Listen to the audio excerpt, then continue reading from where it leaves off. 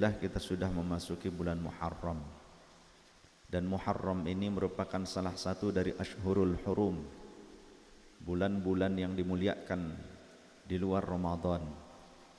Ada 4 bulan dalam 12 bulan Hijriah yang setelah Ramadan atau selain Ramadan, 4 bulan ini juga dimuliakan oleh Allah dan Rasulnya, yakni Dzulqa'dah berurutan, kemudian Dzulhijjah berurutan, kemudian Muharram yakni bulan kita saat ini, kemudian 1 bulan lagi terpisah yakni bulan Rajab. Yang Rajab posisinya sebelum Sya'ban. Rajab, Sya'ban, Ramadan. Di dalam bulan-bulan yang mulia ini dianjurkan kita untuk memperbanyak puasa, yakni puasa sunnah. Dan bagi kaum wanita yang masih memiliki kewajiban qadha, termasuk juga laki-laki yang masih memiliki kewajiban qadha, sebaiknya diniatkan puasa qadha saja. Meskipun niat puasa qadha, tapi pada waktu-waktu yang dianjurkan berpuasa, maka fadilah puasanya itu juga dapat. Fadilah berpuasa pada hari tersebut juga akan didapatkan. Bahkan puasa qadha tentu lebih utama dibandingkan puasa sunnah. Jadi cukup diniatkan puasa qadha saja bagi yang merasa memiliki banyak tanggungan hutang puasa wajib. Bukan hanya wanita, laki-laki juga banyak yang mengalami haid. Ya.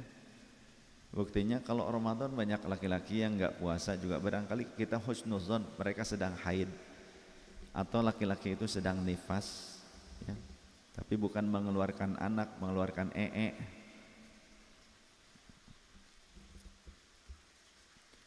Jadi yang kira-kira masih punya kewajiban qadha puasa Ramadan atau nazar ataupun kafarah, maka lakukan pada waktu-waktu yang dianjurkan berpuasa sunnah, maka niatkan dengan niat puasa wajib qadha atau kafarah ataupun nazar. Sebagaimana Rasul sallallahu alaihi wasallam memberikan pengajaran kepada sahabat Abu Umamah Al-Bahili radhiyallahu anhu, summinal hurmi watruk, berpuasalah engkau di bulan-bulan yang mulia dan tinggalkanlah. Thumma sum minal hurmi watruk, kemudian berpuasalah lagi engkau pada bulan-bulan yang mulia, kemudian tinggalkan lagi. Sum minal hurmi watruk, kemudian puasalah lagi di bulan-bulan yang mulia, kemudian tinggalkan lagi. Jadi Rasulullah sallallahu alaihi wasallam memerintahkan kepada sahabat Abu Umamah Al-Bahili untuk memperbanyak puasa sunnah di bulan-bulan yang mulia, yakni Dzulqa'dah, Dzulhijjah, Muharram dan Rajab. Jika ada pertanyaan, mengapa Rasulullah juga memerintahkan sahabat Abu Umamah untuk meninggalkannya? Satu sisi memerintahkan puasa diperbanyak, tapi sisi lagi Rasul juga memerintahkannya untuk meninggalkannya. Kata Imam An-Nawawi di dalam syarah Sahih Muslim, perintah Rasul kepada Abu Umamah Al-Bahili radhiyallahu an untuk meninggalkannya di waktu-waktu diselang-seling, maka karena Abu Umamah Al-Bahili radhiyallahu an itu terlihat lemah jika berpuasa seluruhnya. Jadi bagi orang yang memiliki masyaqqah, kata Imam An-Nawawi radhiyallahu an wa hafizahullah taala, bagi orang yang masyaqqah maka berpuasanya selang-seling. Artinya tidak seluruh bulan yang 4 tersebut, tidak setiap hari. Akan tetapi liman lam yasyuk fa shaumu jamihi fadilatan. Akan tetapi bagi orang yang tidak memiliki masyaqqah, tidak memiliki kesulitan untuk berpuasa di setiap hari dalam 4 bulan tersebut, maka puasa di seluruh hari di setiap bulan yang mulia tersebut itu memiliki keutamaan bagi orang yang mampu. Bukti bahwa sahabat Abu Umamah Al-Bahili itu lemah ketika berpuasa terus menerus, maka Rasulullah menganjurkannya selang-seling saja.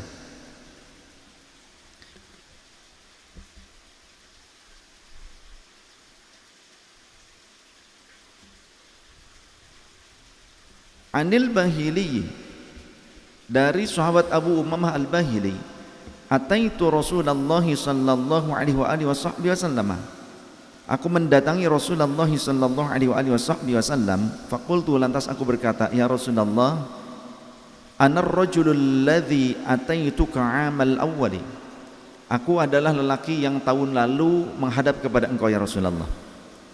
Qala, maka Rasul kemudian berkata, famali arajis makanahilan, sambil Rasulullah menatap tajam kepada sahabat Abu Umamah Al-Bahili seraya berkata, famali ara jismaka nahilan, hai Abu Umamah, dulu aku tidak melihat tubuhmu lunglai seperti ini. Aku tahun lalu tidak melihat tubuhmu ini lemah seperti sekarang. Kata Rasul kepada Abu Umamah Al-Bahili. Qala, sahabat Abu Umamah menjawab, ya Rasulullah, ma akaltu tu'aman bin nahari ma akaltuhu illa bil laili. Aku selama ini, setahun ini tidak makan di siang hari ya Rasul, yakni puasa terus menerus. Aku hanya makan di malam hari ya Rasulullah. Puasa terus sampai ternyata lemah, terlihat lemah. Maka qala Rasulullah menjawab, man amaraka an tu'adziba nafsaka, memang siapa yang menyuruh kamu menyiksa diri sendiri? Siapa? Kata Rasul. Qultu, maka aku menjawab, ya Rasulullah, inni aqwa, ya Rasul, aku kuat kok. Kata sahabat Abu Umamah, aku kuat kok ya Rasul, gak apa-apa, aku kuat. Tapi Rasul melihatnya lemah, lunglai. Qala, kemudian Rasulullah berkata, sum syahra sabri, berpuasalah pada bulan Sabar, yakni bulan Ramadan, wa thalathata ayyamin ba'dahu, dan 3 hari setelah Ramadan, setelah lebaran, wa sum al ashhurul hurma, dan berpuasalah di bulan-bulan yang mulia, yakni ashhurul hurum, Dzulqa'dah, Dzulhijjah, Muharram, Rajab. Jangan disiksa begini, kata Rasul. Hadis ini diriwayatkan oleh Imam Abi Dawud, oleh Imam Ibnu Majah, dan juga oleh para muhaddits yang lainnya. Kenapa Rasulullah menganjurkan memperbanyak puasa di bulan-bulan yang mulia, di antaranya bulan Muharram? Karena Rasul sallallahu alaihi wasallam menyatakan, sebagaimana diriwayatkan oleh sahabat Abu Hurairah radhiyallahu anhu, qala Rasulullah sallallahu alaihi wasallam, afdhalus siyami ba'da ramadhana syahrullahil muharram, sebaik-baik puasa setelah Ramadan adalah puasa di bulan Muharram yang disebut dengan bulannya Allah. Memperbanyak puasa di bulan Muharram adalah puasa yang sangat afdol setelah puasa Ramadan. Wa afdalus salati ba'dal fardhati salatul laili, dan salat yang paling utama setelah salat fardu adalah salat malam, yang di dalam suatu riwayat Rasulullah menjelaskan bahwa salat malam ini adalah salat saudaraku Daud. Jadi Nabi Daud itu salatnya salat malam, ya, malam itu adalah salat di mana Nabi Daud setelah tidur sejenak kemudian bangun dan memperbanyak salat di tengah malam yang terakhir. Itu Nabi Daud, dan ini diriwayatkan oleh Imam Muslim dalam Sahih Muslim. Termasuk juga puasa, salah satu puasa yang baik, yang bagus selain puasa di bulan yang 4 ini adalah puasa saudaraku Daud, kata Rasul, di mana Nabi Daud ia berpuasa sehari dan berbuka sehari, atau berpuasa 2 hari dan berbuka 2 hari. Jadi selang-seling. Kalau kita melaksanakan itu bagaimana? Tidak masalah. Apakah kita keluar dari ajaran Nabi Muhammad? Tidak, justru. Ya, tidak keluar dari ajaran Nabi Muhammad. Kalau ada di antara kita yang puasa menggunakan puasa Nabi Daud. Yang terpenting kalau Ramadan dia puasanya full, nggak selang-seling. Kalau Ramadan puasanya ya full sebulan penuh, nggak berarti selang-seling. Tapi di luar itu, selain 5 hari dalam setahun, Idul Fitri, Idul Adha, dan 3 hari tasyrik, boleh berpuasa. Di antaranya dengan puasa gaya Nabi Daud. Sehari puasa, sehari enggak, atau 2 hari puasa, 2 hari enggak. Seperti itu. Yang penting 5 hari jangan puasa dalam setahun. Idul Fitri, Idul Adha, dan 3 hari tasyrik. Kalau Ramadan dia jangan senang-seling. Ramadan dia sebulan full. Bahkan jika ada orang yang bertanya apakah Rasulullah melakukan puasa Nabi Daud, tidak. Akan tetapi Rasulullah menjelaskan bahwa puasa Nabi Daud itu adalah salah satu puasa yang bagus, yang terbaik. Berarti Rasulullah mentakrirnya, menyetujui pelaksanaan dari amal tersebut. Bahkan Imam Malik melakukan puasa Daud itu selama 60 tahun lamanya. Kalau Ramadan ya full 5 hari dalam setahun yang diharamkan beliau tidak puasa. Selebihnya beliau senantiasa berpuasa dengan cara puasa Nabi Daud selama 60 tahun lamanya. Imam Malik. Jadi kalau ada orang yang bertanya sekarang atau orang yang selalu menuduh kita adalah ahli bid'ah, maka kita balik tanya kepada mereka, bagaimana pandangan kalian tentang Imam Malik? Tentu mereka akan menjawab Imam Malik adalah seorang mujtahid, orang yang soleh, seorang muhaddits, ahli hadis. Karena di antara kitab karya Imam Malik adalah Al-Muwatta, salah satu kitab hadis yang terbaik juga.